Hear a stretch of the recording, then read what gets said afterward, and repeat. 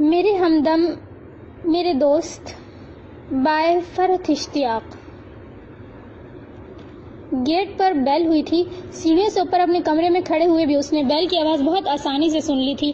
اب وہ اپنے کانپتے ہوئے وجود کو سنبھالتے ہوئے ایک آخری نگاہ اس گھر پر ڈال رہی تھی۔ یہ گھر جہاں اس کا بچپن گزرا، جہاں وہ زندگی کتنے سارے سال اپنی ماں کے ساتھ رہی، اور جہاں اس کی ماں نے اپنی بیماری کا سخت ترین وقت گزارا، اور پھر اسی گھر میں اپنی زندگی کی آخری سانس لی۔ زیادہ پرانی بات تو نہیں تھی، پرسوں ہی کی تو بات تھی۔ صبح کے 4 بجے انہوں نے زندگی سے شکست کھائی۔ بیڈ پر بچھی ہوئی چادر بھی وہی تھی جس پر وہ لیٹی ہوئی تھی۔ پاس پڑی میز پر ابھی تک ان کی دوائیاں رکھی تھیں۔ کل رات میں بھابھی نے اس کا سارا سامان پیک کیا تھا، اس کے کپڑے اور دیگر ضروری سامان۔ وہ چپ چاپ بیڈ پر بیٹھی انہیں اپنا سامان پیک کرتا دیکھتی رہتی تھی۔ امی کی دوائیاں، ان کی مختلف ٹیسٹ کی رپورٹس، ڈاکٹر اور ہسپتالوں کے فون نمبرز، یہ سب جو پچھلے 2 سالوں سے اس کی زندگی کے ساتھ جڑے تھے اب بالکل بے معنی ہو چکے تھے۔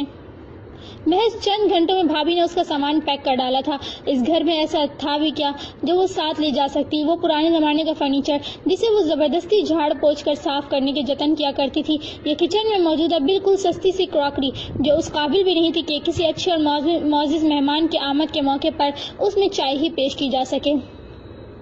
کتنے سارے خواب تھے اس کے۔ وہ گریجویشن کے بعد کہیں جاب کر لے گی اور ساتھ ہی پرائیویٹ ایم اے کی بھی تیاری کرے گی۔ آہستہ آہستہ وہ ترقی کرتی جائے گی، اپنے اس گھر کا وہ نقشہ بدل دے گی۔ مگر وہ کچھ بھی نہیں بدل پائی تھی۔ اس کے بی اے کے پہلے سال کے امتحان چل رہے تھے جب امی بیمار ہو گئی تھی۔ ان کی سب جمع پونجی ان کے علاج پہ خرچ ہو گئی تھی، یہاں تک کہ امی کا زیور جو انہوں نے زندگی میں مشکل سے مشکل وقت آنے پر بھی کبھی بیچنے کے بارے میں نہیں سوچا تھا، وہ تک اس نے ان کے علاج کی خاطر بیچ ڈالا تھا۔ یہ زیورات ان کی زندگی سے زیادہ اہم نہیں ہو سکتے تھے۔ وہ سوچتی تھی امی ٹھیک ہو جائیں گی، پھر میں انہیں زیور کے بیچنے کے بارے میں بتا دوں گی، وہ بہت ناراض ہوں گی، یہ سوچ کر فکر مند ہوں گی کہ میری شادی کے لیے ان زیورات کے علاوہ ان کے پاس اور تو کوئی چیز تھی ہی نہیں۔ لیکن کوئی بات نہیں، میں انہیں منا لوں گی۔ لیکن زندگی نے یہ موقع ہی نہیں آنے دیا تھا۔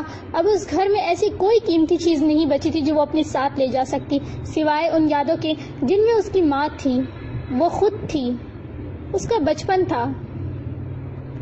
ایک سوٹ کیس اور ایک ہینڈ بیگ اس کی کل متاع تھی، اور یہ سامان باقر بھائی پہلے ہی نیچے لے جا چکے تھے۔ زینت خالہ، بھابھی، باقر بھائی اور عارف بھائی سب اس کے لیے فکر مند تھے۔ وہ جانتی تھی ان سب کو اس سے بہت زیادہ ہمدردی ہے، وہ اس کا خیال کر رہے ہیں۔ کوئی رشتہ نہ ہوتے ہوئے بھی انہوں نے ان مشکل ترین دنوں میں اسے بہت سہارا دیا تھا۔ آج صبح محض ان کا دل رکھنے کی خاطر اس نے چائے کے چند گھونٹ لیے تھے۔ انہوں نے اس کے ساتھ ناشتہ کیا تھا، اسے اس بات پر دلاسا دینے کی کوشش کی تھی کہ کیا ہوا اگر اس کی ماں اس سے چھن گئی ہے تو اس کا سگا باپ زندہ ہے، اور وہ اپنے باپ کے پاس جا رہی ہے، اپنے اس باپ کے پاس جسے اس نے زندگی میں ایک بار بھی نہیں دیکھا تھا، جو اس کے نزدیک اتنی سی اہم بھی نہیں تھی کہ وہ اسے اپنے ساتھ لے جانے کے لیے خود آتا۔ اسے سیڑھیوں پہ کسی کے قدموں کی چاپ سنائی دی، یقیناً کوئی اسے بلانے اوپر آ رہا تھا۔ اس نے ایک آخری حسرت بھری نگاہ ان در دیوار پر ڈالی جو کل تک اس کا گھر تھا، ساری دنیا میں اس کے لیے سب سے پیاری جگہ۔ کہیں بھی جاتی یہاں واپس آنے کے لیے اس کے قدم خوشی خوشی اٹھا کرتے تھے۔ ایمن، وہ آ گئے ہیں تمہیں لینے۔ بہت تیز تیز سیڑھیاں چڑھنے سے بھابھی کی سانس پھول گئی تھی۔ وہ جواب میں کچھ بولے بغیر خاموشی سے ان کے ساتھ سیڑھیاں اترنے لگی۔ انہوں نے اس کا ہاتھ اپنے ہاتھ میں لے لیا۔ حوصلہ کرو ایمن، تم کہیں انجان لوگوں میں تو نہیں جا رہی، اپنے باپ کے پاس جا رہی ہو، اور پھر کراچی جیسے شہر میں جا رہی ہو۔ وہاں کی تیز رفتار بھاگتی دوڑتی زندگی اور چکا چوند میں دیکھنا کتنی جلدی تمہارا دل لگ جائے گا۔ اس نے اسی خاموشی مگر تشکر آمیز نگاہوں سے بھابھی کو دیکھا۔ امی کی بیماری کے ان 2 سالوں میں زینت خالہ اور ان کے گھر کے تمام افراد نے اس کا اور امی کا بہت ساتھ دیا تھا، حالانکہ ان کا ان لوگوں سے کوئی رشتہ بھی نہیں تھا۔ یہ ماں بیٹی ان لوگوں کی صرف کرایہ دار تھی۔ کبھی رات میں امی کی حالت بگڑتی تو باقر بھائی یا عارف بھائی میں سے کوئی جا کر ٹیکسی لے آتا اور پھر اس کے ساتھ ہسپتال بھی چلا جاتا۔ وہ زینت خالہ ان کے گھر کے ایک ایک فرد کی احسان مند تھی۔ وہ بھابھی کے ساتھ چلتے ہوئے ڈرائنگ روم میں آ گئی۔ سامنے ہی صوفے پر وہ شخص بیٹھا ہوا تھا جسے اس کے باپ نے اسے لینے کے لیے بھیجا تھا۔ بڑی مشکلوں سے وہ خود میں اتنی قوت پیدا کر پائی تھی کہ آنسوؤں کو پیچھے دھکیل کر اسے سلام کرے۔ السلام علیکم۔ اس نے اپنا لہجہ ہموار رکھنے کی پوری کوشش کی تھی۔ وعلیکم السلام۔ وہ اس کی آمد سے قبل باقر بھائی سے کوئی بات کر رہا تھا۔ اس کے ساتھ اپنی بات ادھوری چھوڑ کر اس نے فوراً ہی صوفے سے اٹھتے ہوئے اس کے سلام کا جواب دے دیا۔ آپ تیار ہیں؟ اس کا مہذب سا لہجہ کسی بھی قسم کے جذبات سے عاری تھا۔ اس نے اس بات میں سر ہلا دیا۔ اس پہ سے نظریں ہٹا کر وہ جلدی جلدی باقر بھائی اور زینت خالہ سے الوداعی کلمات کہنے لگا تو وہ دونوں ہی اسے چائے وغیرہ کے لیے روکنے پر اصرار کرنے لگے۔ ان لوگوں کے بے تحاشا اصرار کے جواب میں بھی وہ رکنے کے موڈ میں نظر نہیں آ رہا تھا۔ اس کے انداز میں بہت عجلت تھی، ایسے جیسے وہ جلد سے جلد یہاں سے چلے جانا چاہتا ہے، اور اس کے اس انداز کو محسوس کرنے کے باوجود بھی باقر بھائی اور زینت خالہ اس سے رکنے پر اصرار کر رہے تھے۔ پیسے میں اتنی ہی طاقت ہوتی ہے۔ اس شخص کا ہر انداز پکار کر اس کی عمارت کا اعلان کر رہا تھا۔ اس کا لباس، اس کی نشست و برخاست، اس کی گفتگو، گیٹ کے باہر کھڑی اس کی قیمتی گاڑی۔ اگر وہ کوئی معمولی آدمی ہوتا، معمولی سی گاڑی میں آیا ہوتا، تو اس غرور اور تکبر کے مظاہرے کے باوجود وہ لوگ اس سے رکنے کے لیے ذرا سا بھی اصرار نہیں کرتے۔ 5 منٹ کے اس اصرار اور انکار کے بعد وہ سب لوگوں سے خدا حافظ کہتے ہوئے گیٹ تک آ گئی۔ گھر کے سب افراد اسے گیٹ تک الوداع کہنے آئے تھے۔ زینت خالہ، بھابھی، گڑیا سب اس سے گلے لگ کر مل کر رو رہے تھے۔ کراچی جا کر ان لوگوں سے رابطے رکھنے کے وعدے لے رہے تھے، اور وہ اتنی دیر میں باقر بھائی کے ہاتھ سے اس کا سوٹ کیس لے کر گاڑی کی ڈگی میں رکھ چکا تھا۔ ڈرائیونگ سیٹ اور اس کے برابر والی سیٹ کا دروازہ کھولے وہ اپنی گاڑی کے پاس کھڑا اس کے فارغ ہونے کا منتظر تھا۔ وہ خاموشی سے گاڑی میں بیٹھ گئی۔ اس کی گاڑی اسٹارٹ کرتے ہی گیٹ کے پاس کھڑے ہوئے سب لوگوں نے ایمن کو ہاتھ ہلا ہلا کر خدا حافظ کہا۔ اس نے بھی جواباً زبردستی چہرے پہ مسکراہٹ لاتے ہوئے ہاتھ ہلا دیا۔ وہ اس قیمتی ایئر کنڈیشنز گاڑی میں بیٹھی خود کو اپنے گھر سے، اپنے لوگوں سے، اپنے شہر سے دور جاتا ہوا دیکھ رہی تھی۔ اس کے تصور میں اس کی ماں کی بالکل تازہ قبر آ رہی تھی۔ پتہ نہیں کوئی وہاں جا کر فاتحہ پڑھے گا بھی یا نہیں۔ وہ کچھ بھی نہیں سوچنا چاہتی تھی اور وہ بہت کچھ سوچے جا رہی تھی۔ اسے پرسوں شام باپ کے ساتھ ٹیلی فون پر ہونے والی گفتگو بھی یاد آ رہی تھی، جس کے دوران یہ شخص بھی اس کے باپ کے پاس ہی موجود تھا۔ وہ امی کی تدفین کے بعد پڑوسیوں اور چند دوسری جان پہچان والی خواتین کے درمیان گھری بیٹھی تھی۔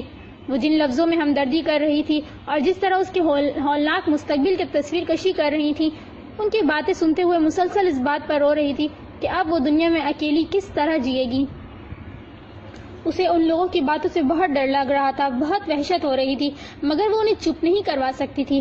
اس وقت بھابھی نے آ کر اسے اس کے باپ کے فون کے بارے میں بتایا تھا۔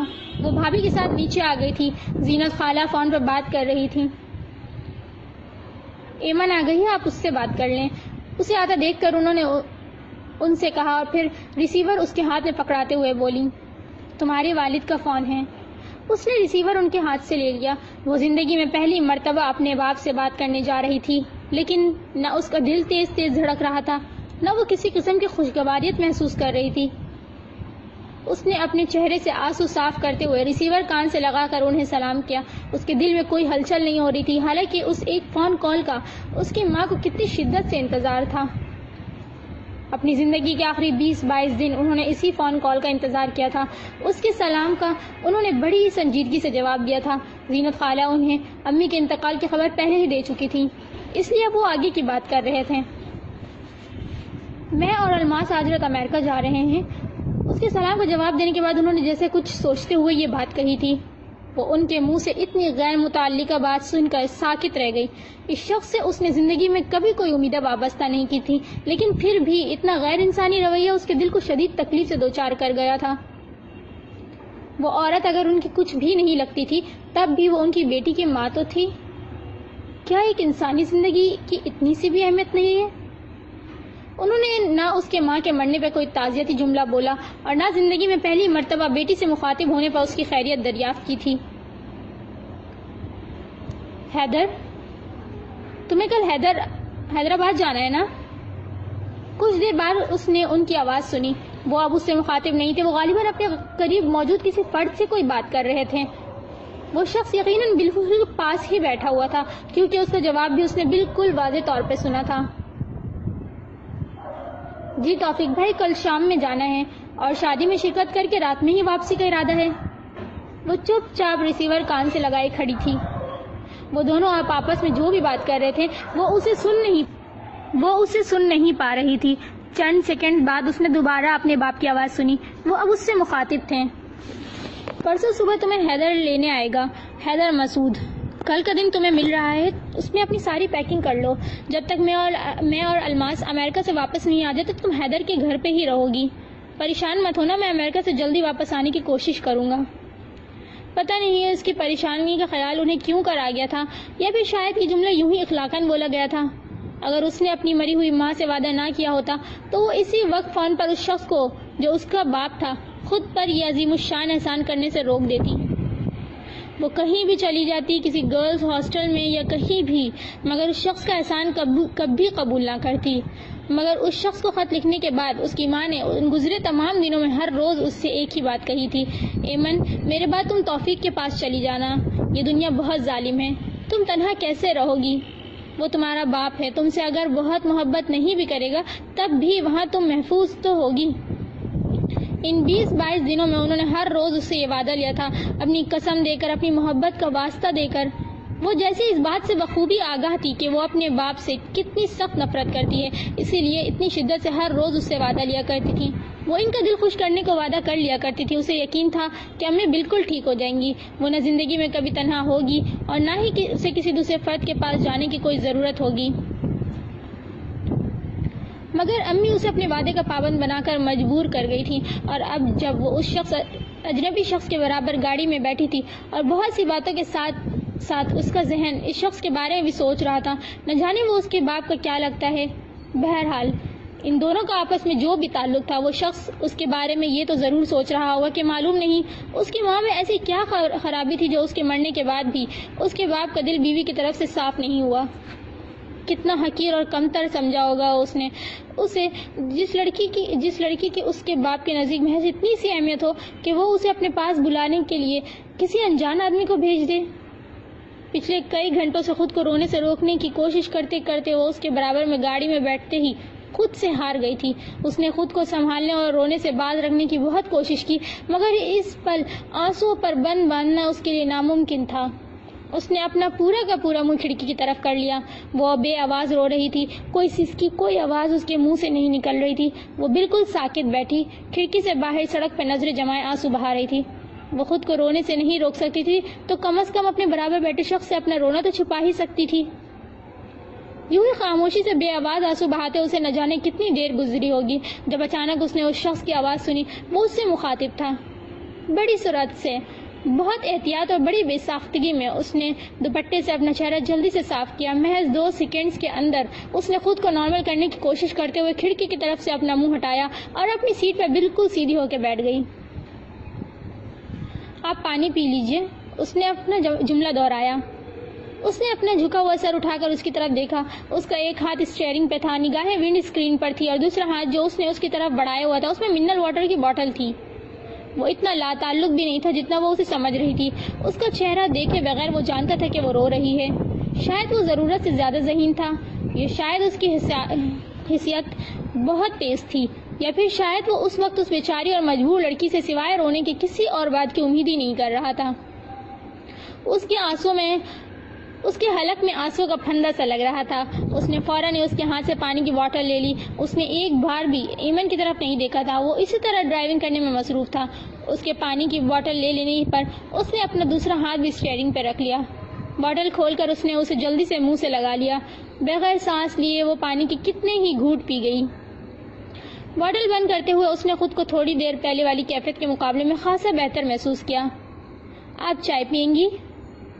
اس کی نگاہیں بدستور ونڈ اسکرین پر تھی، اس کے لیے جیسے شیشے سے پار نظر آتی سڑک اور آگے پیچھے بھاگتی دوڑتی گاڑیوں اور بسوں کے علاوہ دوسری کوئی چیز دیکھے جانے کے لائق نہیں تھی۔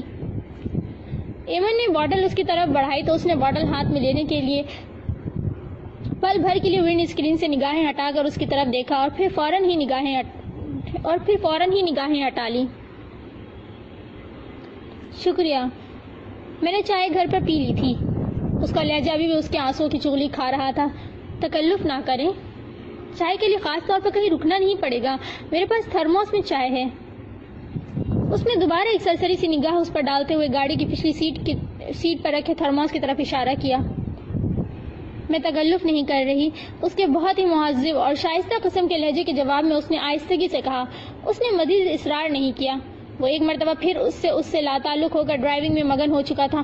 کم از کم اس سفر کے دوران اس اجنبی کے برابر بیٹھ کر تو وہ ہرگز بھی رونا نہیں چاہتی تھی. اسی لیے اب وہ قصداً ایسی باتیں سوچنے لگی تھی جنہیں سوچتے ہوئے اس کا ذہن ماضی، حال اور مستقبل کی الجھنوں سے باہر آ جائے. حیدرآباد اور کراچی اتنے قریب ہیں، یہ بات اس نے زندگی میں پہلی مرتبہ جانی تھی. وہ اپنی کولیگ سے، باقر بھائی سے اور بعض دوسرے جاننے والوں سے اکثر کراچی کے تذکرے سنا کرتی تھی. وہ بہت سالوں سے جانتی تھی کہ اس شہر میں اس کا باپ رہتا ہے، پھر بھی کبھی اس کا دل نہیں چاہتا یہاں آنے کو.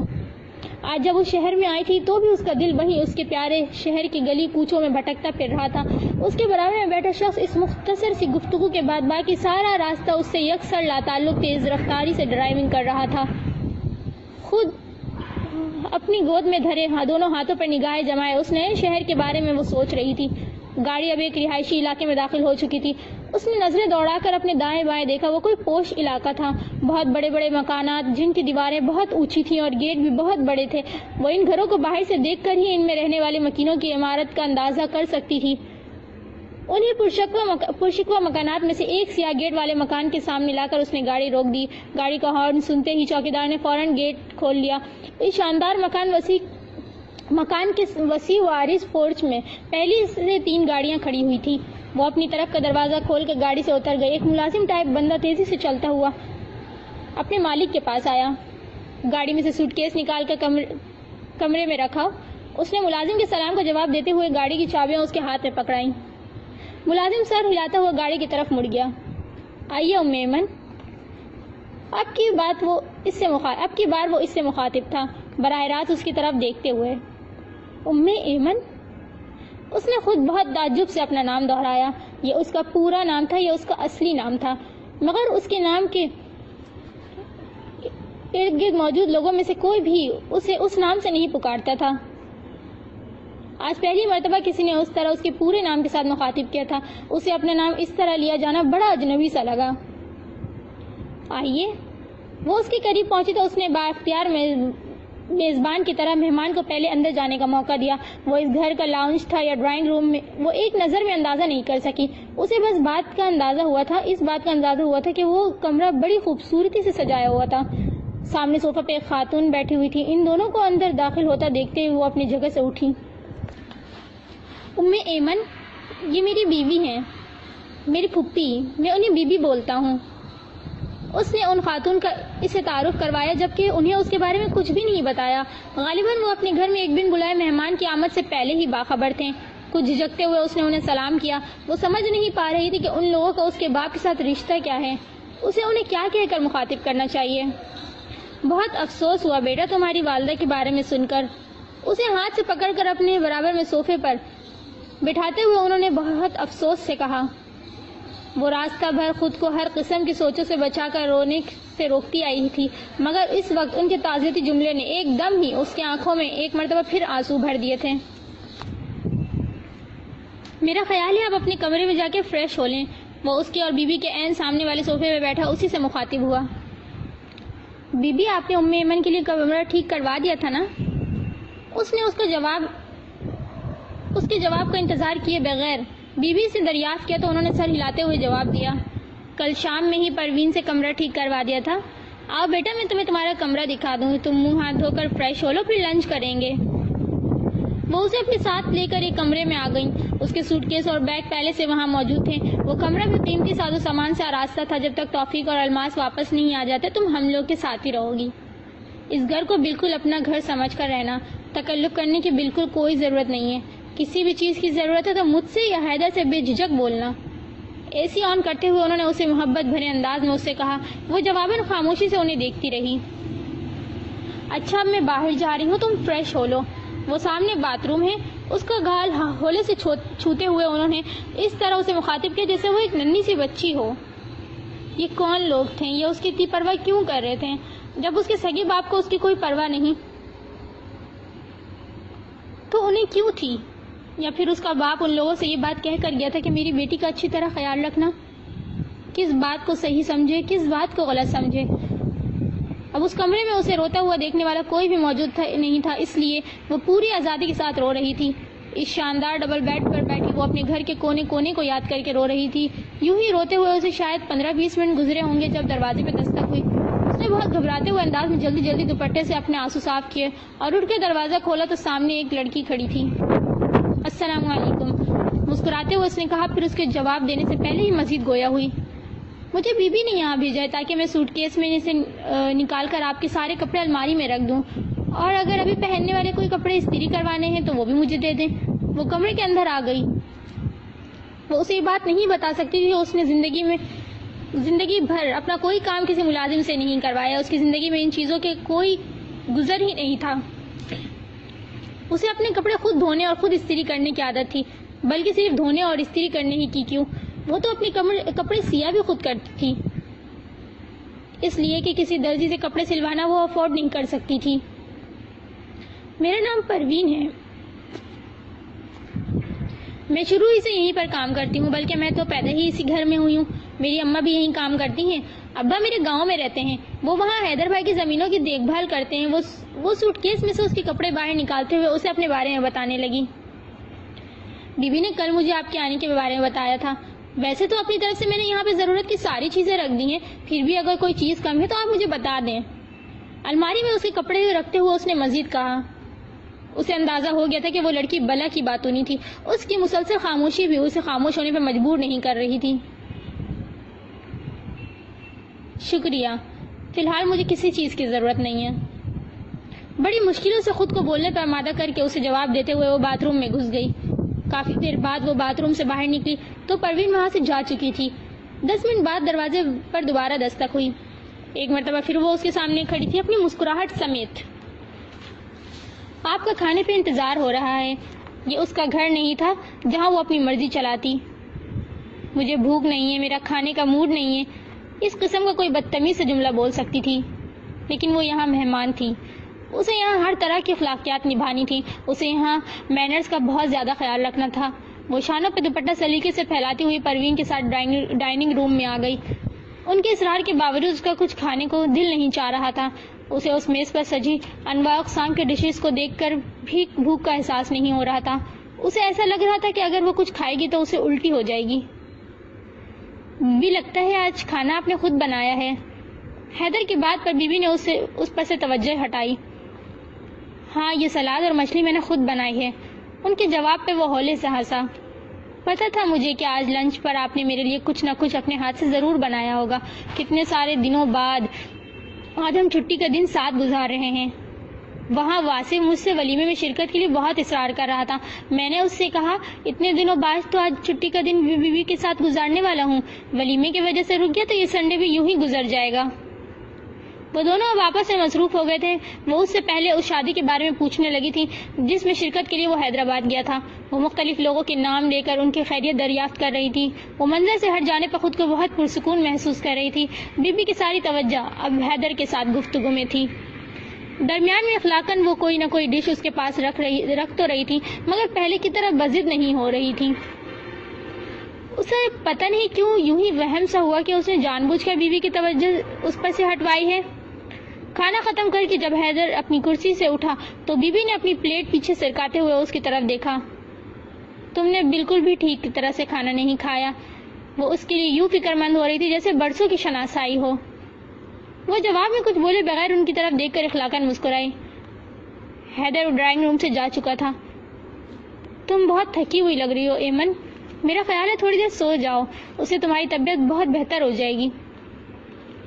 ان کے لہجے میں اس کے لیے بزرگانہ سا پیار موجود تھا۔ وہ جیسے سمجھ رہی تھی کہ ماں کے مرنے کے اس تیسرے دن میں وہ کس طرح کی اذیت اور دکھ سے گزر رہی تھی۔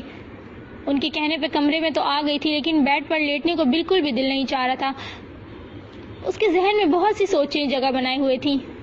کبھی وہ امی کے بارے میں سوچنے لگتی، کبھی اپنے باپ کے بارے میں سوچنے لگتی، کبھی اپنے مستقبل کے بارے میں، زندگی میں آگے کیا ہونے والا تھا وہ نہیں جانتی تھی۔ اس کے دل کو اتنی ساری فکریں لاحق تھی کہ وہ سونے اور آرام کرنے کا تصور بھی نہیں کر سکتی تھی۔ رات کے 8 بج چکے تھے۔ اتنی دیر میں اس کے بیٹھنے کے انداز میں ذرا سی بھی تبدیلی نہیں آئی تھی۔ اسی طرح ایک ہی جگہ جم کر بیٹھے رہنے سے اس کا پورا جسم اکڑ گیا تھا۔ وہ صوفے پر سے اٹھ کر بیڈ پر آ گئی تھی، مگر وہ بستر پر لیٹ کر ادھر ادھر کروٹیں بدلنے کے سوا کچھ بھی نہیں کر رہی تھی۔ 9 بجے اس کے کمرے کے دروازے پر دستک ہوئی۔ اس نے خود ہی اندازہ لگایا کہ اسے رات کے کھانے کے لیے بلایا جا رہا تھا۔ پھر دستک دینے کے ساتھ اسے آواز بھی دی گئی تھی۔ ایمن، وہ پہچان گئی یہ بیوی کی آواز ہے، لیکن وہ ان کی آواز سن کر بھی ڈھیٹ بنی لیٹی رہی۔ انہوں نے دوبارہ دستک دینے کے بجائے کمرے کا دروازہ کھول لیا۔ اسے بند آنکھوں سے بھی پتہ چل رہا تھا کہ وہ کمرے کے اندر آ گئی ہیں۔ قدموں کی چاپ سے اندازہ ہو رہا تھا کہ ان کے ساتھ کوئی اور بھی ہے۔ سو رہی ہے ایمن۔ بیڈ سے کچھ فاصلے پر رک کر اسے بغور دیکھتے ہوئے انہوں نے جیسے خود کلامی کی۔ ان کی آواز بہت دھیمی تھی۔ جی بیوی، میں اٹھا دوں انہیں؟ یہ آواز پروین کی تھی۔ وہ اسی طرح آنکھیں بند کیے خود کو سوتا ہوا ظاہر کر رہی تھی۔ نہیں، اسے سونے دو، پتہ نہیں بیچاری کتنی راتوں کی جاگی ہوئی ہوگی۔ مجھے بس یہ فکر ہو رہی ہے کہ یہ بھوکی سو گئی ہے۔ ان کی آواز اب پہلے سے زیادہ ہلکی تھی۔ پھر اسے صرف واپس پلٹتے ہوئے قدموں کی آواز سنائی دی۔ جب کمرے کا دروازہ واپس بند ہونے کی آواز اس نے سن لی تو آنکھیں کھول کر کمرے میں دیکھا۔ وہ جاتے ہوئے نائٹ بلب جلا گئی تھی۔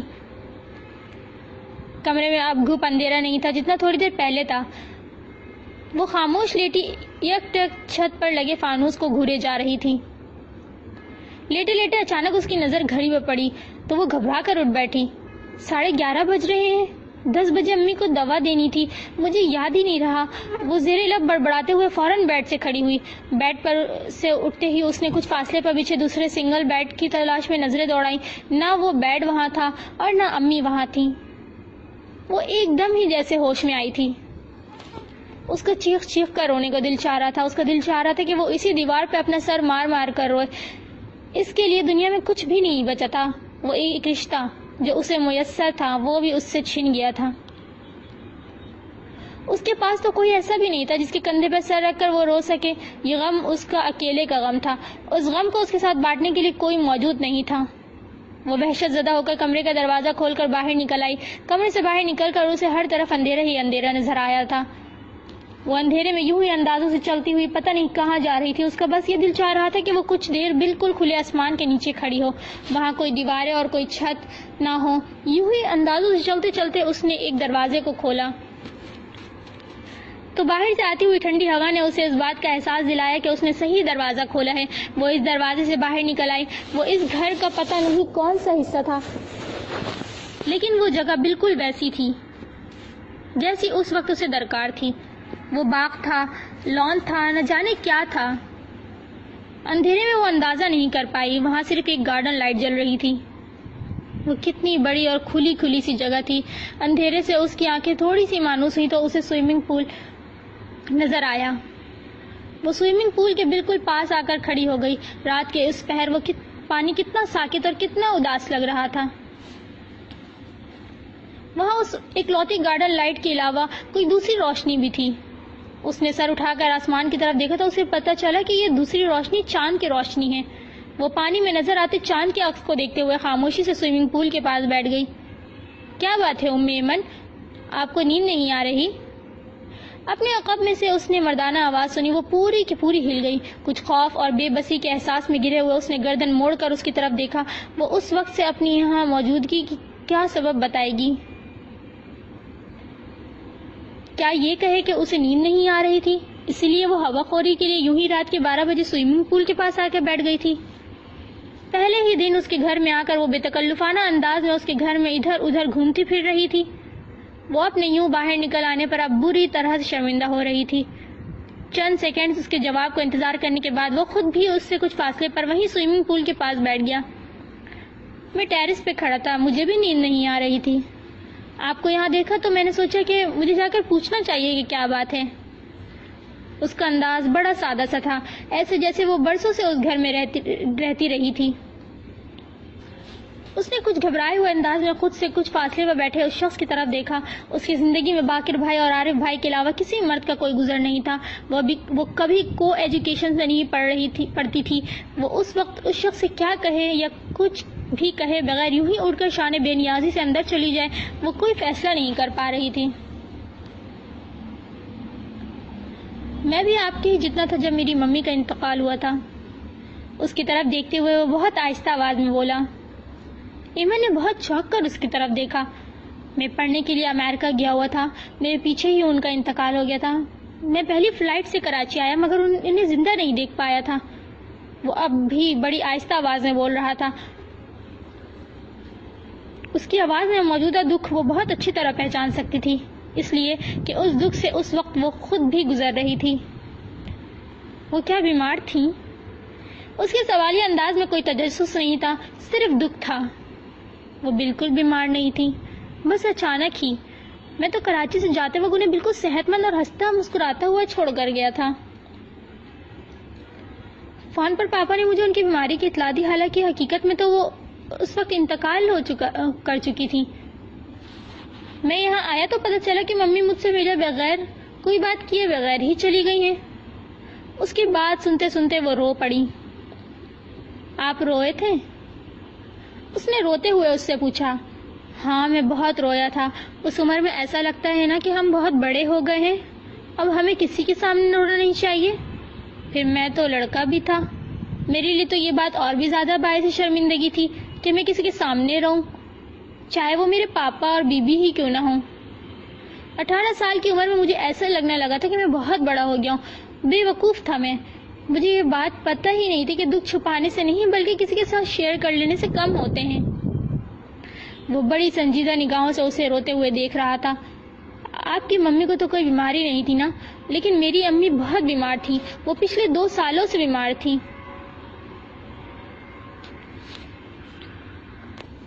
وہ بہت تکلیف میں تھی۔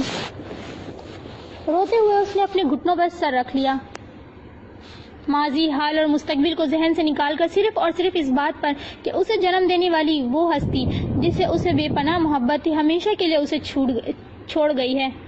وہ ان 3 دنوں میں اس وقت پہلی مرتبہ صرف اور صرف امی کے لیے رو رہی تھی۔ میں نے ان کی صحت کے لیے اتنی دعائیں مانگی تھی، وہ اسی طرح گھٹنوں پر سر رکھ کر روتے ہوئے بول رہی تھی۔ سب کہہ رہے تھے کہ ان کے حق میں یہی بہتر ہوا، وہ اتنی تکلیف میں تھی، مزید زندہ رہتی تو مزید تکلیفیں جھیلتی، مگر مجھے ان باتوں سے تسلی نہیں ہوئی۔ آپ بتائیں، آپ نے کیا کیا تھا؟ آپ کو کس طرح صبر آیا تھا؟ مجھ سے تو یہ دکھ جھیلا ہی نہیں جا رہا۔ اس نے اپنے گھٹنوں پر سے سر اٹھا کر آنسو بہاتے ہوئے اس سے پوچھا۔ وقت ام ایمن، صرف اور صرف وقت۔ وہ اسی سنجیدگی سے اس کی آنکھوں میں دیکھتے ہوئے بولا، وقت خود بخود تمہارے زخموں پر مرہم رکھ دے گا، وقت خود بخود ہی تمہیں صبر بھی دے دے گا۔ میرے ساتھ بھی ایسا ہی ہوا تھا، یہ دکھ اب بھی میرے ساتھ ہے، مگر یہ اب مجھے رلاتا نہیں۔ میں نے اس دکھ کے ساتھ سمجھوتا کر لیا ہے، صبر کر لیا ہے، پھر زندگی میں اس ایک دکھ کے علاوہ بے شمار خوشیاں بھی تو ہیں۔ وہ بلک بلک کر روتے ہوئے اس کی باتیں سن رہی تھی۔ اس شخص سے پہلے بھی 3 دنوں میں بہت سے لوگوں نے اسے تسلیاں اور دلاسے دیے تھے، مگر کسی کی تسلی اور دلاسے اس کے دل کی بے قراری کم ہی نہیں ہو رہی تھی۔ لیکن اس کے لفظوں میں نہ جانے ایسا کیا اثر تھا کہ اس کے دل کو قرار آ رہا تھا۔ وہ سوچ رہی تھی کہ شاید وہ جو کہہ رہا ہے وہ بالکل سچ ہے، شاید آنے والے دنوں میں وقت واقعی اس کے زخم پر مرہم رکھ دے۔ وہ جس طرح اپنی ماں کا ذکر کر رہا تھا، اس سے اندازہ ہو رہا تھا کہ اسے اپنی ماں سے کتنی شدید محبت تھی۔ جب اتنی شدید محبت کے باوجود اس نے اس غم سے کے ساتھ سمجھوتا کر لیا، تو پھر وہ بھی ضرور ایسا کرنے میں کامیاب ہو جائے گی۔ وہ اب دوپٹے سے اپنے بھیگے ہوئے چہرے کو خشک کر رہی تھی۔ اندر چلیں؟ کھڑے ہوتے ہوئے اس نے ایمن سے پوچھا تو وہ فوراً ہی کھڑی ہو گئی۔ خاموشی کے ساتھ چلتے ہوئے وہ دونوں اندر آ گئے۔ وہ اسے ساتھ لیے کچن میں آ گیا۔ کچن کی لائٹ آن کرتے ہوئے وہ اس سے مخاطب ہوا، بیٹھو ام ایمن۔ اس نے کچن میں ٹیبل کے آگے رکھی کرسی کی طرف اشارہ کیا۔ وہ کچھ حیران سی ہوتی ہوئی کرسی پہ بیٹھ گئی۔ تمہیں میرا تم کہنا برا تو نہیں لگا؟ کیبنٹ میں سے کچھ نکالتے ہوئے اس نے اس سے پوچھا۔ تم مجھے خود سے اتنی چھوٹی لگی کہ آپ جناب کرنا بڑا بے وقوفانہ سا لگ رہا تھا۔ ویسے بائی دا وے تمہاری عمر کتنی ہے؟ اس کی حونت سی شکل کو دیکھ کر وہ بردباری سے بولا، مجھے پتا ہے کسی لڑکی سے اس کی عمر پوچھنا مینرز کے خلاف سمجھا جاتا ہے، لیکن میرا خیال ہے کہ تمہاری عمر ابھی اتنی بھی نہیں کہ تم عمر پوچھے جانے پر برا مانو گی۔ وہ مذاق کر رہا تھا یا سنجیدہ تھا وہ سمجھ نہیں پائی۔ وہ اس کے چہرے کے تاثرات تو بہت سنجیدہ قسم کے ہی تھے۔ ایک پلیٹ میں بسکٹ رکھ کر وہ پلیٹ اس کے پاس لے آیا۔ 22 سال 8 مہینے۔ اس نے مہینوں کے حساب کے ساتھ اس طرح اپنی عمر بتائی کہ وہ اس کے اس سادگی بھرے انداز پر بڑی مشکلوں سے اپنی بے ساختہ ہنسی چھپا پایا۔ تھوڑا سا میرا اندازہ غلط ہو گیا. میں تمہیں 17 یا 18 کا سمجھ رہا تھا. خیر پھر بھی تم مجھ سے کافی چھوٹی ہو. میں 34 سال کا ہوں. مہینوں کا حساب کتاب اس لیے شامل نہیں کر سکتا کیونکہ پچھلے ہی ہفتے میں نے اپنی 34ویں سالگرہ منائی ہے. وہ پلیٹ اس کے سامنے رکھتے ہوئے واپس مڑ گیا. گویا کہ تم مجھ سے 12 سال 4 مہینے چھوٹی ہو اور اتنے بڑے فرق کے ساتھ تو مجھے پورا حق حاصل ہے کہ تم سے تم کر کے بات کرنے کا. وہ اب کوکنگ رینج کے پاس کھڑا تھا. چائے پیو گی نا؟ اس کے سوال کے پوچھنے کے انداز میں اتنا یقین شامل تھا جیسے کہ اس کے انکار کا کوئی جواز ہو ہی نہیں سکتا تھا. ویسے میں کوئی بہت اچھا کک نہیں ہوں لیکن چائے اور کافی بنانے میں بہرحال مجھے خاصی مہارت حاصل ہے. تمہیں میرے ہاتھ کی بنی چائے پسند آئے گی؟ وہ اس کے جواب میں ہاں یا نہ کہنے سے پہلے ہی مزید گویا ہوا. 5 منٹ میں ہی اس نے چائے تیار کر لی. تم چینی کتنی لوگی؟ شوگر پاٹ اٹھاتے ہوئے اس کی طرف دیکھے بغیر پوچھا. 1 چمچ. اس کا چائے پینے کو بالکل دل نہیں چاہ رہا تھا لیکن اب جب وہ چائے بنا ہی چکا تھا تو وہ نخرے نہیں دکھا سکتی تھی. اس کے اور اپنے کپ میں چینی ملاتے ہوئے میز کے پاس آ گیا. پیو میرے ہاتھ کی بنی گرما گرم مزیدار سی چائے. اس نے ایک حیرت بھری نگاہ اس پر اور ایک کچن کی لگی گھڑی پر ڈالی جو 1:30 بجا رہی تھی. رات کے 1:30 بجے. وہ اتنے خوشگوار انداز میں اس کی خاطر مدارت کر رہا تھا جیسے دن کا 1:30 بج رہا ہو. اس کا کپ اس کے آگے رکھ کر وہ اس کے سامنے والی کرسی پہ بیٹھ گیا. چائے کا گھونٹ لینے کے لیے وہ کپ اٹھانے لگی تو وہ کچھ ناراضی بھرے انداز میں بولا. یہ بسکٹ میں نے سجانے کے لیے یہاں نہیں رکھے تھے. کم سے کم 2 بسکٹ تمہیں لازمی کھانے ہیں. میرا دل نہیں چاہ رہا. وہ آہستہ سے بولی. کھانا دل چاہنے پر نہیں بھوک لگنے پہ کھایا جاتا ہے اور تمہیں بھوک لگنی چاہیے بلکہ لگ رہی ہے. مجھے پتا ہے یہ بات. تم نے 3 دن سے کچھ نہیں کھایا. میں ٹھیک کہہ رہا ہوں نا؟ اس کا انداز قطعیت بھرا تھا. اس کے کہنے پہ اسے خود بھی یاد آئی کہ اس نے 3 دن سے کچھ نہیں کھایا ہے. وہ اس کے چہرے پہ آتے جاتے رنگوں کو بغور دیکھ رہا تھا. ہمارے بھوکا رہ جانے سے جانے والے واپس نہیں آ سکتے. کیا بھوکی رہ کر تم اللہ کے ساتھ اپنی ناراضگی کا اظہار کر رہی ہو؟ چونکہ اس نے تمہاری دعائیں قبول نہیں کی اس لیے اب تم اس کے دیے کھانے کو ہاتھ نہیں لگاؤ گی. کیا ہمیں اللہ کے ساتھ ناراض ہونے اور ضد کرنے کا کوئی حق ہے؟ ہم نہیں جانتے ہمارے لیے کیا بہتر ہے. جو کچھ بظاہر ہمیں غلط ہوتا ہوا لگ رہا ہوتا ہے وہی در حقیقت ہمارے حق میں بہتر ہوتا ہے. اتنی دیر میں پہلی مرتبہ اس نے ناصحانہ انداز اپنایا تھا. اس کے بعد مکمل ہوتے ہی اس نے فوراً ہی پلیٹ میں سے ایک بسکٹ اٹھا لیا اور اسے کھانا بھی شروع کر دیا. شاباش. تمہاری جیسی اچھی لڑکی اللہ کے ساتھ ضد کرتی اور ناراض ہوتی بالکل اچھی نہیں لگ رہی تھی. اس کے لبوں پہ ہلکی سی اپنائیت بھری مسکراہٹ تھی. وہ بسکٹ کھاتے ہوئے اس کے چہرے پر نظر آتی اس اپنائیت کو تعجب سے دیکھ رہی تھی جبکہ وہ اس کی حیرت سے انجان اب اپنی چائے کا سپ لینے لگا تھا. ایک اور لو. یہ بٹر کوکیز ہیں میری فیوریٹ. جب میں انہیں کھا رہا ہوتا ہوں تو 4-5 سے کم پر کبھی نہیں رکتا. تمہیں کیا یہ اچھے نہیں لگ رہے؟ اسے چائے کا کپ اٹھاتے دیکھ کر اس نے کچھ مصنوعی سی حیرت سے پوچھا.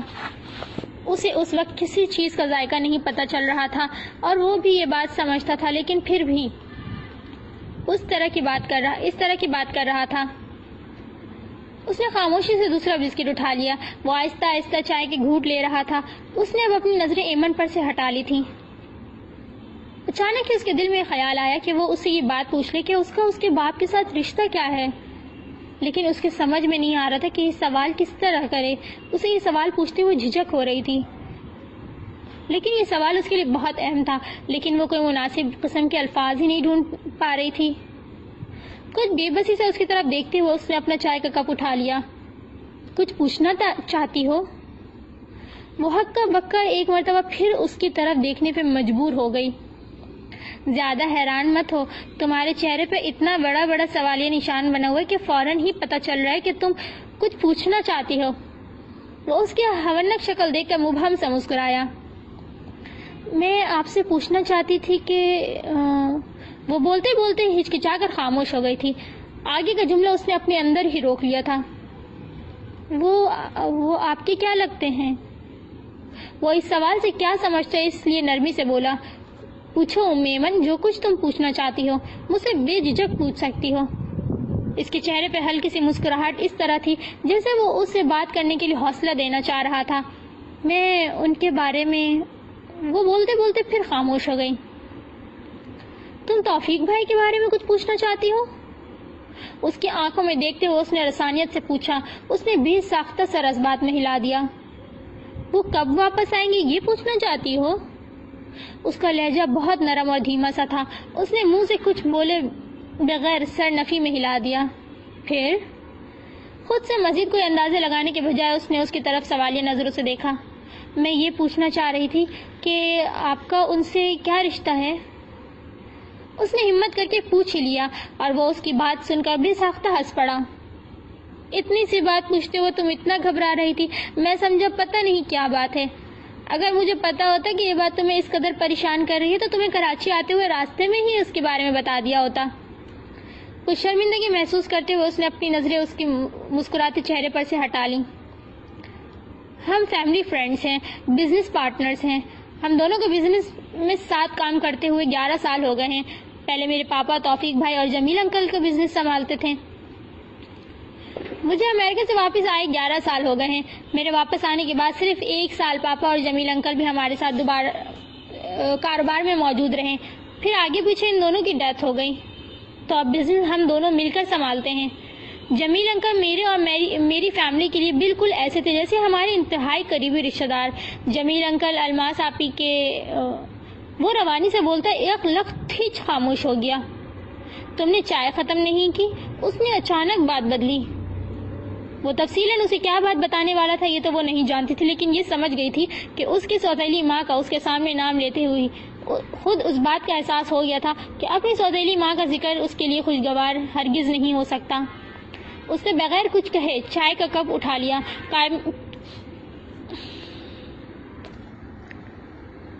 کپ میں موجود چائے بالکل ٹھنڈی ہو چکی تھی۔ اس نے ایک ہی گھونٹ میں وہ باقی بچی ہوئی چائے بھی ختم کر لی۔ توفیق بھائی کا امریکہ جانا بہت ضروری تھا۔ پچھلے 2 مہینوں سے ان کا جانا کسی نہ کسی وجہ سے ٹل رہا تھا۔ انہیں وہاں سائر کے پاس جانا تھا۔ وہ بوسٹن پڑھنے گیا ہوا ہے، جانتی ہو نا تم سائر کو؟ وہ بولتے بولتے اس نے کچھ سوچ کر اسے پوچھا تو اس نے نفی میں سر ہلا دیا۔ سائر ان کا بیٹا ہے، تمہارا بھائی۔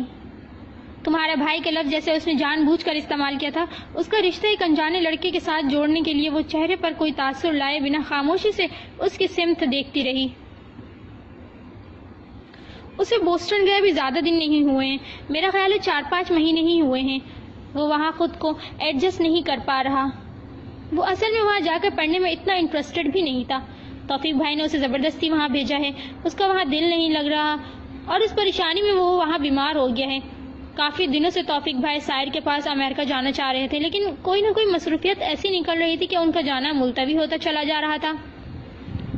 وہ اس کے چہرے پر نظریں جمائے بہت آہستہ آہستہ بڑی احتیاط سے بول رہا تھا۔ تمہاری امی کا خط انہیں بہت دیر سے ملا۔ اصل میں خط ان تک پہنچنے میں گڑبڑ ہو گئی تھی۔ غلطی پتہ نہیں کس کی تھی، شاید میری سیکرٹری کی یا ان کے سیکرٹری کی یا پیون کی۔ بہرحال ہوا کچھ یوں کہ تمہاری امی کا خط غلطی سے میری ڈاک میں شامل ہو گیا۔ میں پچھلے دنوں پاکستان میں تھا نہیں، آفس کے کام سے زیورچ گیا ہوا تھا۔ 25-26 دنوں بعد میری واپسی ہوئی۔ واپس آ کر اس روز میں پہلی مرتبہ آفس گیا تھا۔ اس روز جب توفیق بھائی نے حیدرآباد تمہارے گھر فون کیا تھا، میں نے آفس جا کر سب سے پہلے اپنے لیے موجودہ سب میسیجز اور اپنی ڈاک ہی دیکھی تھی۔ وہ خط دیکھا تو پتہ چلا کہ یہ توفیق بھائی کے لیے ہے اور اسے یہاں آئے ہوئے بھی 25-26 روز ہو چکے ہیں۔ میں نے سوچا اس خط کو پہلے ہی توفیق بھائی تک پہنچنے میں خاصی تاخیر ہو چکی ہے، مجھے اسے پہلی فرصت میں ان تک پہنچا دینا چاہیے۔ وہ اس دن امریکہ جا رہے تھے اس لیے آفس نہیں آئے تھے۔ میں خط دے کر ان کے گھر ہی چلا گیا۔ میں نے سوچا تھا کہ انہیں خدا حافظ بھی کہہ آؤں گا اور یہ خط بھی انہیں دے آؤں گا۔ اس وقت میں خود بھی نہیں جانتا تھا کہ یہ خط اس قدر اہم ہے۔ تم یقین کرو کہ میرے ہاتھ سے خط لے کر اسے پڑھتے ہی انہوں نے اسی وقت فوراً تمہیں فون کیا تھا۔ اس وقت ان کے جانے کی ساری تیاری ہو چکی تھی۔ ان کے ایئرپورٹ جانے کے لیے گھر سے نکلنے میں چند گھنٹے رہ گئے تھے، وہ رک نہیں سکتے تھے۔ اگر خط انہیں پہلے مل جاتا تو وہ شاید اپنا جانا کینسل کر دیتے اور خود جا کر تمہیں حیدرآباد سے لاتے۔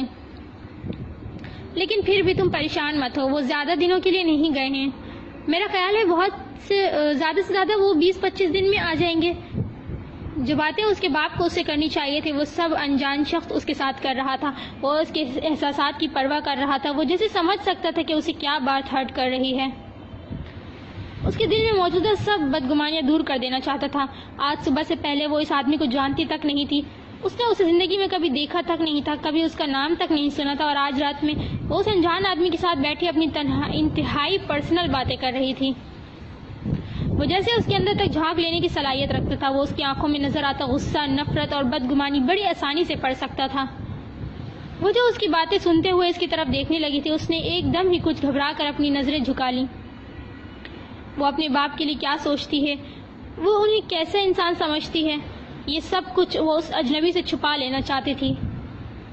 چند لمحوں تک وہ اس کے جھکے ہوئے سر کو بغور دیکھتا رہا. تمہیں نیند آ رہی ہے یا ابھی بھی سونے کا ارادہ نہیں ہے؟ کچھ دیر بعد اس نے اس کی مدھم سی آواز سنی. اس نے سر اس بات میں ہلا دیا. سر کس بات پہ ہلایا ہے؟ نیند آنے والی بات پر یا سونے کا ارادہ نہیں ہے اس بات پر؟ وہ اس کے سر ہلانے پہ مسکراتے ہوئے بولا, نیند آنے والی بات پر. اس کے دوستانہ اپنائیت بھرے انداز نے اسے بے ساختہ اور بے جھجک بولنے پر مجبور کر ہی دیا تھا. وہ مسکراتے ہوئے کرسی سے اٹھا تو وہ بھی اٹھ گئی. کمرے میں جا کر سونے کی کوشش کرنا. تمہارے لیے نیند بہت ضروری ہے. بستر پہ لیٹ کر دوسری کوئی بھی بات مت سوچنا سوائے اس کے کہ تم بہت تھکی ہوئی ہو اور تمہیں سخت نیند آ رہی ہے. کچن سے باہر نکلتے ہوئے وہ سمجھانے والے انداز میں بولا, اور پھر اسے شب بخیر کہہ کر سیڑھیوں کی طرف جانے لگا. وہ اس کے آگے بڑھ جانے کے باوجود اپنی جگہ پہ کھڑی ہوئی تھی. 2 قدم آگے بڑھتے ہی اسے یہ اندازہ ہو گیا تھا کہ ایمن ابھی تک وہیں کھڑی ہے. اس نے گردن موڑ کر بہت تعجب سے اس کی طرف دیکھا. کیا پرابلم ہے ایمن؟ تم کیا کوئی اور بات بھی پوچھنا چاہتی ہو؟ وہ واپس اس کے پاس آ گیا. وہ جھنجھلایا ہوا نہیں تھا, بس اس کے چہرے پر حیرت تھی. مجھے یاد نہیں آ رہا میرا کمرہ کس طرف ہے. اسے اندازہ تھا کہ وہ اس کی بات سن کر ہنسے گا, اس لیے سر جھکا کر شرمندگی سے اپنی بے وقوفی کا اعتراف کیا. آؤ. اس کے چہرے پہ ہلکی سی اپنائیت بھری مسکراہٹ تھی. اسے ساتھ لے کر آتے ہوئے وہ اس کے کمرے کے دروازے پر آگے رک گیا. اب نہ رونا ہے اور نہ کچھ سوچنا ہے, صرف سونا ہے, ٹھیک ہے؟ وہ سر ہلاتے ہوئے دروازہ کھول کر کمرے میں آ گئی, جبکہ وہ واپس سیڑھیوں کی طرف مڑ گیا تھا. وہ کمرے میں آ کر لیٹ تو گئی تھی, لیکن نیند اسے ابھی بھی نہیں آ رہی تھی. وہ کچھ دیر پہلے ہونے والی ساری باتیں یاد کر رہی تھی. وہ انجان آدمی جسے وہ ڈھنگ سے جانتی تک نہیں تھی, وہ اس کا کچھ بھی تو نہیں لگتا تھا, لیکن اس کا انداز اتنا مختلف کیوں تھا؟ وہ عام لوگوں سے اتنا مختلف کیوں لگ رہا تھا؟ وہ اس طرح کیوں بات کر رہا تھا جیسے اس کی بہت پرواہ ہے؟ وہ اگر روئی تھی تو اس میں اس کی کمزوری سے زیادہ اس کی اپنائیت کا دخل تھا. وہ اتنی اپنائیت سے, اتنے خلوص سے بات کر رہا تھا کہ وہ اپنے آنسو روک ہی نہیں پائی تھی. اسی بات کو سوچتے سوچتے اسے نہ جانے کب نیند آ گئی تھی. صبح اس کی آنکھ 8 بجے کھلی تھی. یہ وہ گھر نہیں تھا, یہ وہ کمرہ نہیں تھا جہاں ہر صبح آنکھ کھلنے پر وہ خود کو موجود پایا کرتی تھی. چند لمحوں تک وہ بیڈ پر بیٹھی خاموشی سے اس کمرے کو دیکھتی رہی تھی. اس رات کو بیوی کا خود اسے کھانے کے لیے بلانے آنا بھی یاد آ گیا. وہ رات جیسی بدتمیزی کا مظاہرہ اس وقت نہیں کر سکتی تھی. دروازہ کھول کر باہر نکلی اور ابھی کوریڈور سے ہوتی ہوئی لاؤنج کی طرف جا رہی تھی کہ سامنے سیڑھیوں پر سے حیدر اترتا ہوا نظر آیا. وہ بریف کیس ہاتھ میں لیے تیزی سے سیڑھیاں اتر رہا تھا. اسے دیکھ کر وہ خوشگوار انداز میں مسکرایا. تم اتنی جلدی اٹھ گئی؟ وہ مسکراتے ہوئے بولا. وہ جواباً بغیر کچھ بولے تکلفانہ سے تھوڑا سا مسکرائی. وہ آفس جانے کے لیے تیار نظر آ رہا تھا. کل اس نے بہت عام سی ڈریسنگ کر رکھی تھی, ہاف سلیوز کی وائٹ کلر کی ٹی شرٹ اور خاکی کلر کی جینز, جبکہ اس وقت وہ بڑے شاندار طریقے سے تیار تھا. اس نے کل سے لے کر آج تک ایک بار بھی اس بات پر غور نہیں کیا تھا کہ وہ دیکھنے میں کیسا لگتا ہے. اس وقت پہلی مرتبہ اسے اس بات کا احساس ہوا تھا کہ وہ بہت ہینڈسم ہے. اس کا قد 6 فٹ سے بھی نکلتا ہوا محسوس ہو رہا تھا. اس کے گرے کلر کی آنکھوں میں ذہانت بھی تھی اور خوبصورتی بھی. اس کے سیڑھی سے اتر کر اپنے پاس آنے کے دوران وہ اس کا جائزہ لیتی رہی تھی. اس مختصر سے جائزے کے بعد اس نے خود پر نظر دوڑائی. کل صبح کا پہنا ہوا کاٹن کا 3 پیس سوٹ جو شکنوں سے بھرا ہوا تھا. اس نے لاشعوری طور پر ہاتھوں سے اپنے کپڑوں کی شکنیں دور کرنے کی کوشش کی. اس کے سوچوں سے بے نیاز ڈائننگ روم کی طرف قدم بڑھاتے ہوئے اس نے اس سے بھی اپنے ساتھ ناشتے کی دعوت دی. آ جاؤ ایمن, ہم دونوں ساتھ ناشتہ کر لیتے ہیں. وہ اس جگہ پر خود کو مس فٹ محسوس کر رہی تھی. شکل و صورت اس کے اختیار میں نہیں تھی لیکن اپنا حلیہ درست رکھنا تو اس کے اختیار میں تھا. اسے کمرے سے کپڑے بدل کر اور بال بنا کر باہر نکلنا چاہیے تھا. وہ بیچارہ مروت میں اس کے ساتھ اچھی طرح بات کر رہا ہے ورنہ اس وقت میں ایمن سے بہتر حلیہ تو اس ملازمہ کا تھا. وہ غم میں ہے, سوگ منا رہی ہے تو ساری دنیا تو مل کر اس کے ساتھ سوگ نہیں منائے گی. دنیا تو ظاہر دیکھتی ہے. اس کے پیچھے ڈائننگ روم میں آتے ہوئے اس نے ڈائننگ کے پاس کھڑی صاف ستھری ملازمہ کے کپڑوں کے ساتھ اپنے کپڑوں کا موازنہ کیا. بیٹھو. وہ بہت زیادہ مہذب تھا. مہمان کے بیٹھنے سے پہلے اس نے اپنی کرسی نہیں سنبھالی تھی. وہ کرسی پہ بیٹھی تو وہ بھی اپنی مخصوص کرسی پہ بیٹھ گیا. کیا لوگی ناشتے میں؟ اس کے سوال پہ اس نے میز پر ایک نگاہ دوڑائی. وہ صرف چائے پینا چاہتی تھی. Omelette Logie? پروین نے آملیٹ کی پلیٹ لا کر میز پر رکھی تو اس نے فوراً ایمن سے آملیٹ کھانے کے بارے میں پوچھا. پروین وہاں سے کچن میں چلی گئی جبکہ اس کی ماں ابھی یہی موجود تھی. وہ غالباً اپنے مالک کے مہمان سے ناشتے کے بارے میں پوچھے جانے کے بعد ملنے والے احکامات کی منتظر تھی. اپنے ناشتے کو ایشو بنانے اور کسی لمبی چوڑی بحث سے الجھنے سے بہتر اسے یہی لگا کہ وہ ایک اچھے مہمان کی طرح میزبان کو تنگ کیے بغیر ناشتہ کر لے. میں رول لوں گی. اسے وہاں موجود چیزوں میں رول ہی سب سے ہلکی پھلکی ڈش لگی تھی. حیدر نے رول اس کی پلیٹ کی طرف بڑھا دی جبکہ مکھن اس نے خود اپنے قریب کر لیا تھا. وہ آہستہ آہستہ رول پر مکھن لگا رہی تھی اور وہ خود آملیٹ کھانے میں مشغول ہو چکا تھا. پروین کی ماں بھی واپس کچن میں چلی گئی تھی. بیوی تمہاری وجہ سے جلدی اٹھ گئی تھی. پھر یہ دیکھ کر کہ تم ابھی سو رہی ہو وہ میرے کہنے پر دوبارہ سونے چلی گئی. میرا خیال تھا کہ تم کافی دیر سوگی. کیتلی اپنے سامنے کر کے کپ میں چائے ڈالتے ہوئے وہ اسے بیوی کے غیر موجودگی کے بارے میں بتانے لگا. وہ اصل میں 3-3:30 بجے اٹھ جاتی ہیں. پھر فجر کے وقت تک ان کی عبادت چلتی ہے. ان کا معمول اسی طرح کا ہے. فجر کے بعد پھر وہ سو جاتی ہیں اور پھر 10-10:30 دن پہلے نہیں اٹھتی. ان کا ناشتہ بھی پھر اسی وقت ہوتا ہے. اسے چائے دینے کے بعد اب وہ کیتلی میں سے اپنے لیے چائے نکال رہا تھا. بیوی تو سو رہی ہے. میرے آفس جانے کے بعد تم کیا کرو گی؟ کچھ دیر بعد چائے کی گھونٹ لیتے ہوئے اس نے ایک مرتبہ پھر اسے مخاطب کیا. اسے خود نہیں پتا تھا کہ اسے کیا کرنا ہے. وہ بغیر کوئی جواب دیے احمقوں کی طرح اس کی طرف دیکھنے لگی. تمہیں کتابیں پڑھنے کا شوق ہے؟ اس کی طرف دیکھتے ہوئے اس نے پوچھا تو اس نے بغیر سوچے سمجھے فوراً گردن ہلا لی. کتابیں پڑھنے کا اسے واقعی شوق تھا. ایمن کا خیال تھا کہ وہ اسے پڑھنے کے لیے 2-4 کتابیں دے جائے گا. لیکن ناشتہ ختم کر کے میز پر سے اٹھتے ہوئے وہ اس سے بولا, آ جاؤ, ناشتہ تو تم پہلے ہی کافی زیادہ کر چکی ہو. وہ اس کے آدھا رول کھانے پر کچھ طنزی انداز میں بولا. وہ خاموشی سے کرسی پر سے اٹھ گئی اور وہ اسے اسٹڈی روم میں لے آیا. اتنی بے تحاشا کتابیں. اس کی اسٹڈی تو ایمن کی کالج لائبریری کو مات کر رہی تھی. وہ اپنی حیرت چھپانے میں ناکام رہی تھی. ابھی تک اس عالیشان مکان کی کسی قیمتی چیز کو دیکھ کے اس نے اپنے چہرے پہ ایسے تاثرات نہیں آنے دیے تھے کہ وہ چیز زندگی میں پہلی مرتبہ دیکھ رہی ہے. لیکن اس کتابوں سے بھری ہوئی اسٹڈی کو دیکھ کر وہ اپنے تاثرات چھپا نہیں پائی. اس وسیع وارث ہال نما کمرے کے بیچوں بیچ 2 میزیں آپس میں کچھ فاصلے پر رکھی ہوئی تھی. ان دونوں میزوں کے گرد بہت ساری کرسیاں رکھی ہوئی تھیں. کونے میں ایک الگ تھلگ سی میز پر کمپیوٹر اور اس سے جڑے دیگر تمام لوازمات رکھے ہوئے تھے. وہ رشک اور حیرت سے اس اسٹڈی کو دیکھ رہی تھی. ایک نظر میں تو اسے یہی لگا تھا کہ یہاں دنیا زمانے کے ہر موضوع پر کتابیں موجود ہیں. مجھے ایسا لگ رہا ہے کہ تمہیں مطالعے کا بہت زیادہ شوق ہے. وہ اس کے تاثرات کو انجوائے کرتے ہوئے بولا. اس نے جواباً تائید میں کچھ کہا تھا اور نہ تردید میں. چلو پھر تم بور نہیں ہوگی. جب تک بیوی نہیں اٹھ جاتی تم کتابیں پڑھو. اگر دل چاہے تو نیٹ سرفنگ بھی کر لینا. اس نے کمپیوٹر کی ٹیبل کی طرف اشارہ کرتے ہوئے گویا اسے اس بات کی اجازت دی تھی کہ وہ یہاں کتابیں بھی پڑھ سکتی ہے اور کمپیوٹر بھی استعمال کر سکتی ہے. وہ اسے خدا حافظ کہتا ہوا اسٹڈی سے باہر چلا گیا. ایمن کچھ دیر تک گھوم پھر کر چاروں طرف نظر آتی کتابوں کی طرف دیکھتی رہی.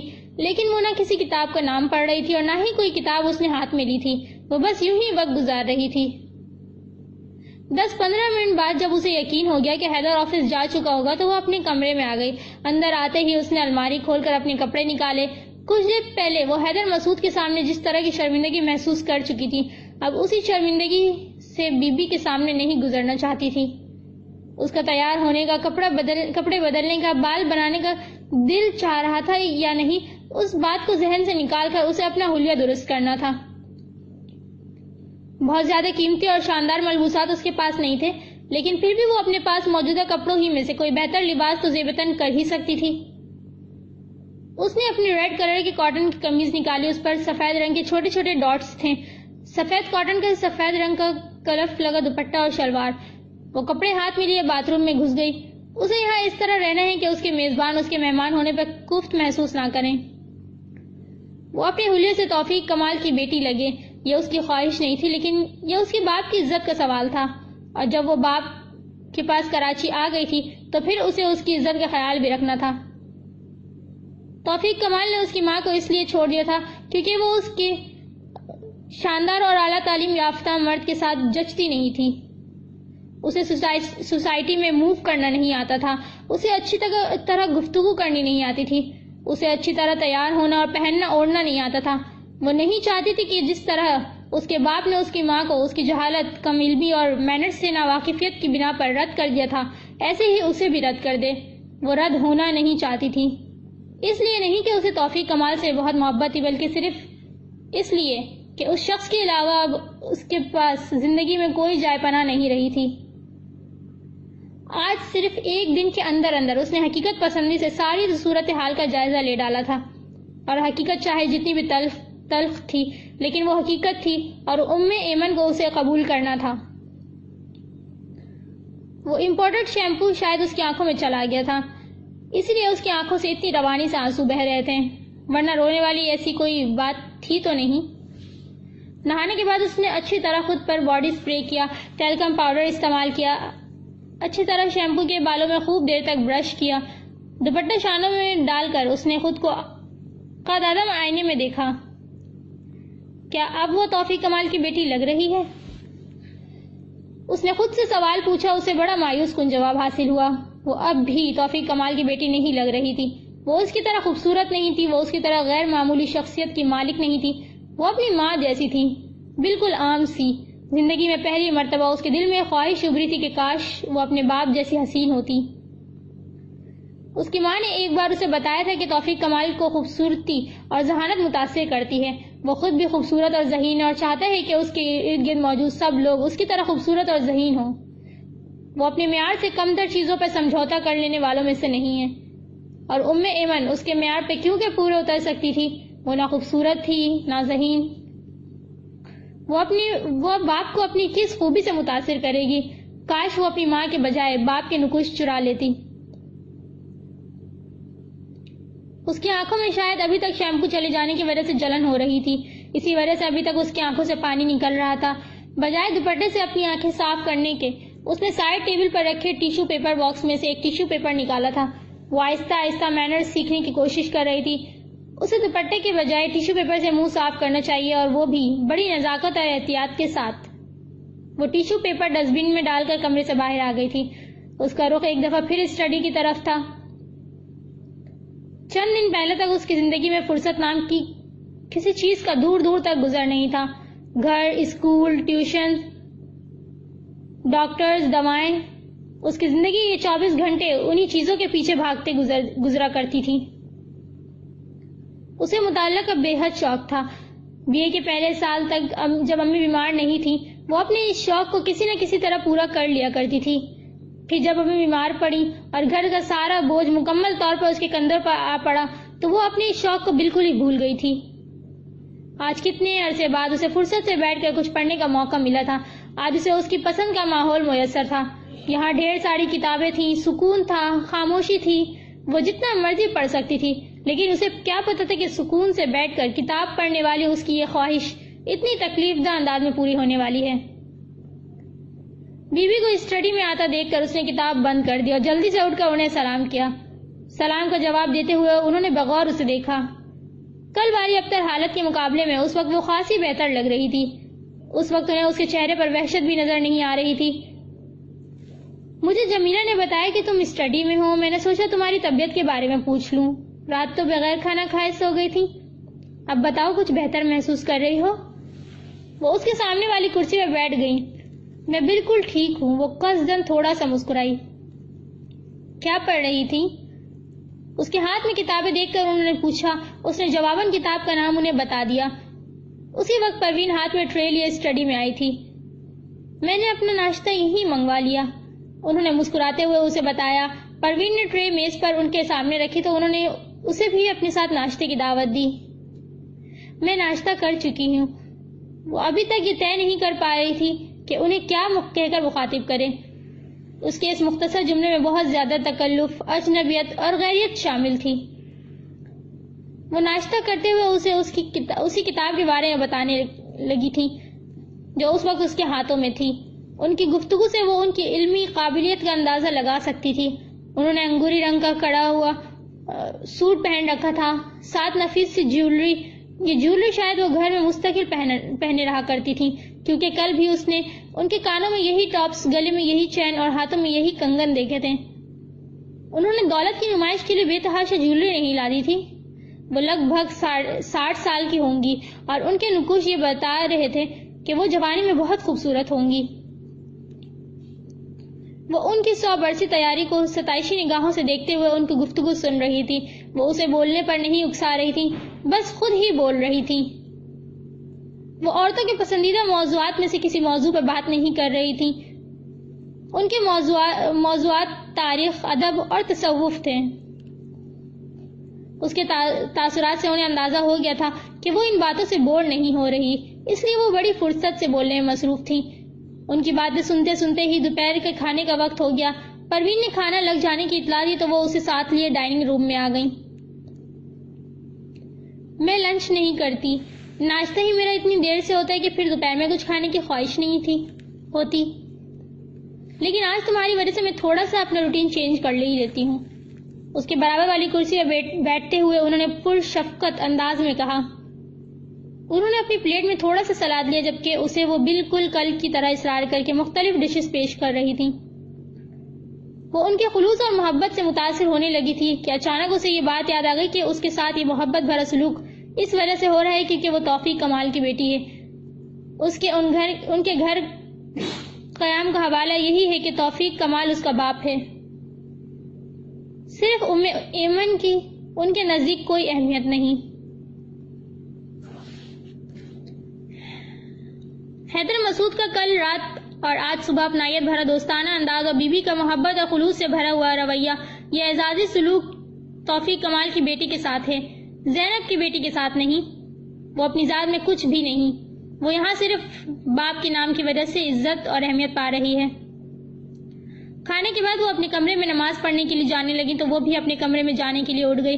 نماز کے بعد انہیں اپنی کسی جاننے والے کے گھر ملنے جانا تھا۔ انہوں نے اس سے بھی اخلاقاً ساتھ چلنے کو کہا تو اس نے بڑی شائستگی کے ساتھ معذرت کر لی۔ انہوں نے زیادہ زور بھی نہیں دیا۔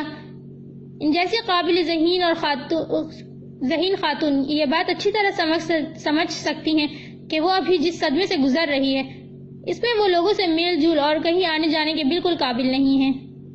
کمرے میں آ کے نماز پڑھنے کے بعد وہ لیٹی تو جانے کب نیند آ گئی۔ عصر کے وقت اٹھی۔ اب کی بات اس نے صبح والی غلطی نہیں دہرائی۔ وہ کمرے سے اپنا حلیہ درست کر کے باہر نکلی۔ جمیلہ نے اسے لاؤنج میں بیٹھا دیکھ کر فوراً ہی آ کے چائے کا پوچھا۔ اس کے انکار پر اس نے چائے کے متبادل کے طور پر 2-3 مشروبات کے نام لیے، لیکن جب اس نے ان سب کے لیے انکار کر دیا تو وہ خاموشی سے واپس چلی گئی۔ اس نے صوفے کے پاس سائیڈ میں رکھے میز پر سے ایک میگزین اٹھا لیا۔ بی بی کی آمد 6:30 بجے ہوئی۔ مجھے تمہاری فکر ہو رہی تھی، تم اکیلے بور تو نہیں ہوئی؟ میں ابھی تھوڑی دیر پہلے ہی سو کر اٹھی ہوں، اس نے میگزین بند کر کے واپس رکھتے ہوئے کہا۔ چائے پی تم نے؟ انہوں نے دریافت کیا تو اس نے نفی میں سر ہلا دیا۔ کچھ دیر بعد وہ لان میں بیٹھ کر ان کے ساتھ چائے پی رہی تھی۔ دھوپ کب کی ڈھل چکی تھی۔ وہ چائے پیتے ہوئے ان کے لان کی خوبصورتی کو دیکھ رہی تھی۔ یہاں سے بیٹھ کر وہ لان کے آخری سرے پہ بنے سوئمنگ پول کو بھی دیکھ رہی تھی۔ اب اس کی سمجھ میں آیا تھا کہ رات میں وہ کس دروازے سے باہر نکلی تھی جو سیدھی سوئمنگ پول کے پاس والی جگہ پہ پہنچی تھی۔ بی بی اس وقت علمی گفتگو کے بجائے ہلکی پھلکی باتیں کر رہی تھی۔ مغرب کے وقت تک وہ اسے یوں ہی کمپنی دیتی رہی تھی۔ مغرب کے اذان ہونے پر وہ دونوں اٹھ کر اندر آ گئیں۔ بی بی نماز کے لیے اپنے کمرے میں چلی گئی اور وہ خود بھی اپنے کمرے میں آ گئی۔